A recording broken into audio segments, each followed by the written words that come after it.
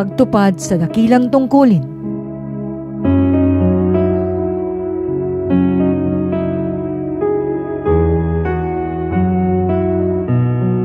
Paggawa ng isang pagkakaiba. Pagpapadama ng pag-ibig ng Diyos sa ating kapwa.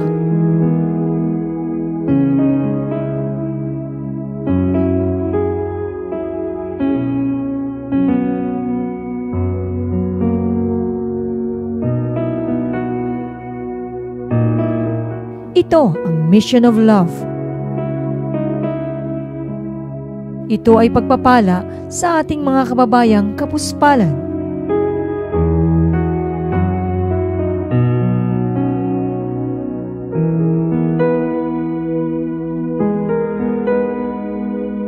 Sa mga biktima ng kalamidad.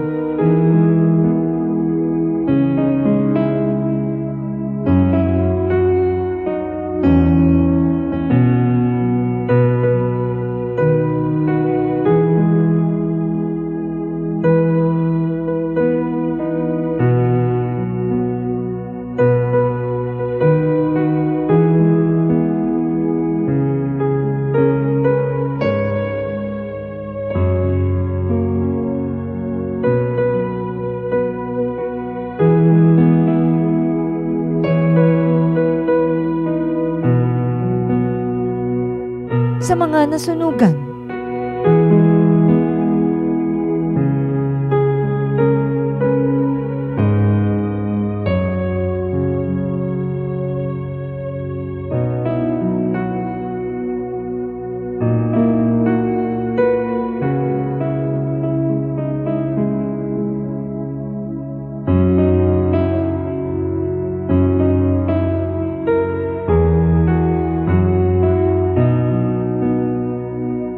Sa mga preso.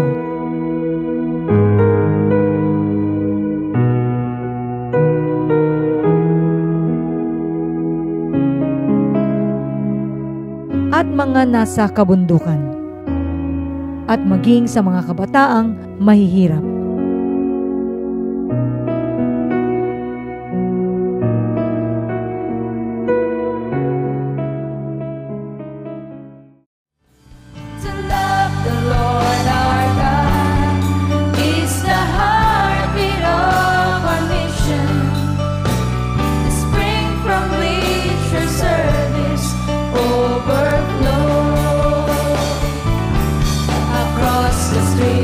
All around the world, the mission's still the same.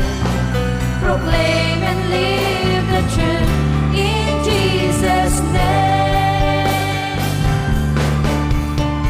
To love the Lord our God is the heartbeat of our mission, the spring from which our service overflows. Across the streets, all around the world, the mission's still the same. Proclaim and live the truth in Jesus' name.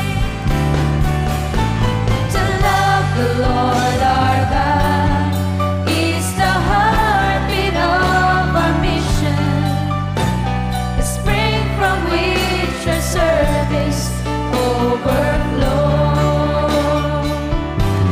Across the streets, all around the world, the mission's still the same. Proclaim and live the truth in Jesus' name.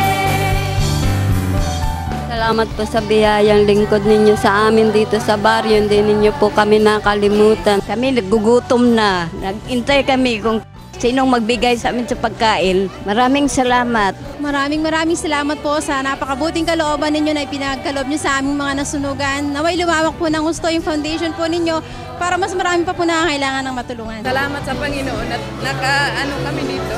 Malaking bagay po sa mga kagaya namin na nasalanta ng baka po. Salamat. Marami po salamat sa tulong na pinagkaloob nila sa amin. Malaking tulong po ito sa sa aming nangyari sa aming buhay. Ay, salamat at nakakuha tayo ng biyaya ng Panginoon. Marami pong salamat. Hindi na mabilang ang naging bunga ng Mission of Love.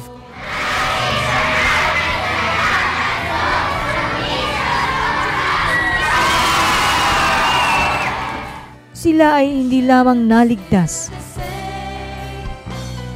gumaling lumaya at napagpala, kundi marami sa kanila ay patuloy nang dumadalo sa ating gawain.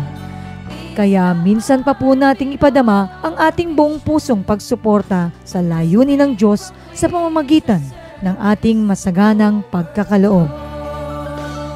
Maging kabahagi na sa pagtulong sa kapwa at lubos na mapagpala.